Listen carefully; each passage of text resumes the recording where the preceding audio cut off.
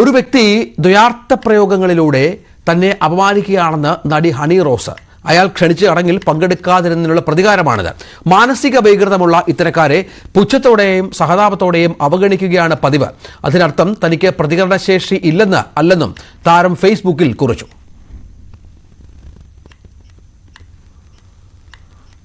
എറണാകുളം ചാലക്കലിൽ കോളേജിലെ ഹോസ്റ്റൽ കെട്ടിടത്തിൽ നിന്ന് വീണ് മെഡിക്കൽ വിദ്യാർത്ഥിനി മരിച്ചു. ശ്രീനാരായണ ഇൻസ്റ്റിറ്റ്യൂട്ട് ഓഫ് മെഡിക്കൽ സയൻസസിലെ 2ാം വർഷ വിദ്യാർത്ഥിനി ഫാത്തിമത്ത് ഷഹാന കെ ആണ് മരിച്ചത്. ഇന്നലെ രാത്രിയിലാണ് സംഭവം. 7ാം നിലയിലെ കോറിഡോറിന്റെ വശങ്ങൾ സുരക്ഷിതമല്ലായിരുന്നുവെന്നും കാൽ തെറ്റി വീണുവെന്നുമാണ് പോലീസ് നിഗമനം. സ്ഥലത്ത് പോലീസ് പരിശോധന നടത്തുകയാണ്.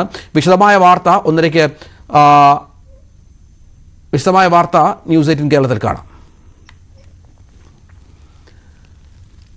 നിലമ്പൂർ ഉൾക്കാട്ടിൽ കാട്ടാനയുടെ ആക്രമണത്തിൽ ആദിവാസി യുവാവ് കൊല്ലപ്പെട്ടു. കരുളായി മാഞ്ചേരി പൂച്ചപ്പാറ കോളനിയിലെ മണിയാണ് മരിച്ചത്. ഒപ്പമുണ്ടായിരുന്ന 5 വയസ്സുകാരൻ അത്ഭുതകരമായി രക്ഷപ്പെട്ടു. മണിയെ കാട്ടിൽ നിന്ന് ചുമന്നാണ് സഹോദരൻ സംഭവ സ്ഥലത്ത് നിന്ന് പുറത്തെത്തിച്ചത്. വനംവകുപ്പ് അധികൃതർ എത്താൻ വൈകിയത് പ്രതിഷേധത്തിനിടയാക്കി. PV അൻവറിന്റെ നേതൃത്വത്തിൽ പ്രതിഷേധിച്ച DMK പ്രവർത്തകർ DFO ഓഫീസിന്റെ പൂട്ടും തകർത്തു.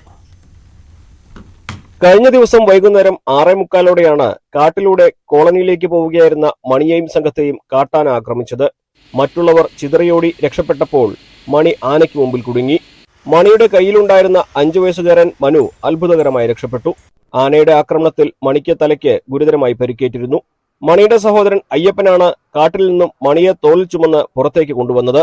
അപകടം നടന്ന് മണിക്കൂറുകൾക്ക് ശേഷമാണ് മണിയെ കാട്ടിൽ നിന്നും പുറത്തേക്ക് എത്തിക്കാനായത്. ജീപ്പിൽ കരുളായി വരെയും അവിടെ നിന്ന് ആംബുലൻസിൽ നിലമ്പൂർ ജില്ലാ ആശുപത്രിയിലേക്കും കൊണ്ടുപോയെങ്കിലും ജീവൻ രക്ഷിക്കാനായില്ല. അപകടം നടന്നത് അറിയാൻ വൈകിയതാണ് രക്ഷാപ്രവർത്തനത്തിന് തടസ്സമായത്. കാട്ടിനുള്ളിൽ മൊബൈൽ റേഞ്ച് ഇല്ലാത്തതും പ്രതിസന്ധിയായി. 6:30 നടന്നിട്ട് 8:10 വിവരം കിട്ടുന്നു.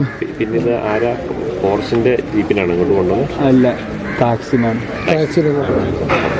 ആ ടാക്സിന്റെ അവരെന്നെ എന്റെ അടുത്ത് വിവരം പറഞ്ഞത് അങ്ങനെ പെട്ടെന്ന് വിവരം പറഞ്ഞ് ആ പെട്ടെന്ന് അവിടെ പോയി അവിടുന്ന് ഇങ്ങോട്ട് കൊണ്ടുവന്നു. റോട്ടിലേക്ക് എത്തില്ല, പോയി. സംഭവത്തിൽ നിലമ്പൂർ MLA PV അൻവറിന്റെ നേതൃത്വത്തിൽ DMK പ്രവർത്തകർ പ്രതിഷേധിച്ചു. DFO ഓഫീസിന്റെ പൂട്ടുപൊളിച്ച് ഉള്ളിൽ കയറിയിരുന്നായിരുന്നു പ്രതിഷേധം.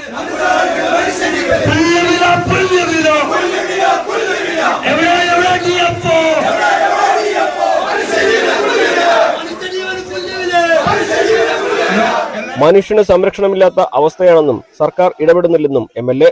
ഇതിനെ ഉൾക്കാടിനെ എങ്ങനെ വിളിക്കുക? ജനവാസ മേഖലയെ എങ്ങനെ നമ്മൾ ഉൾക്കാടും? കാടിന്റെ അകത്ത് വനം എന്ന് പറയാ ജനവാസ മേഖലയാണ്.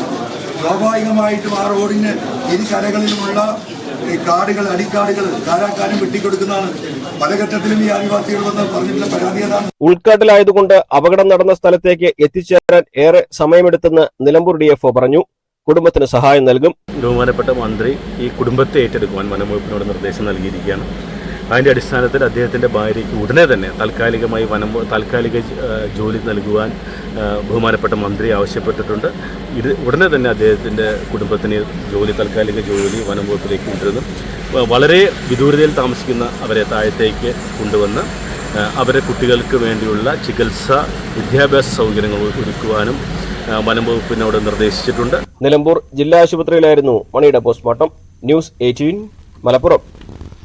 വനനിയമത്തിൽ ആവശ്യമായ മാറ്റങ്ങൾ കൊണ്ടുവരുമെന്ന് മന്ത്രി AK ശശീന്ദ്രൻ. നിയമസഭാ സബ്ജക്ട് കമ്മിറ്റി പരിശോധന നടത്തും. ജനങ്ങൾക്ക് പ്രായോഗികമായ നിയമങ്ങൾ മാത്രമേ നടപ്പിലാക്കൂവെന്നും മന്ത്രി പറഞ്ഞു. കാട്ടാനയുടെ ആക്രമണം മൂലം കൊല്ലപ്പെട്ടത് അത് ഉൾവനത്തിൽ നിന്നാണ് ഉണ്ടായത് എന്നത് പ്രത്യേകം നമ്മൾ ശ്രദ്ധിക്കേണ്ടതായിട്ടുണ്ട്. വനത്തിനകത്തെ ആക്രമണവും വനത്തിന് പുറത്തുള്ള ആക്രമണവും 2 തരത്തിലാണ്. എന്നിരുന്നാലും ഈ കൊല്ലപ്പെട്ടത് ഒരു ആദിവാസി യുവാവാണ് എന്നുള്ളത് കൊണ്ട് തന്നെ ആ ആദിവാസി യുവാവിന് സാമ്പത്തിക സഹായം ഉൾപ്പെടെയുള്ള ആനുകൂല്യം നൽകുന്നതിന് വേണ്ടിയുള്ള നിർദ്ദേശങ്ങൾ നൽകിയിട്ടുണ്ട്.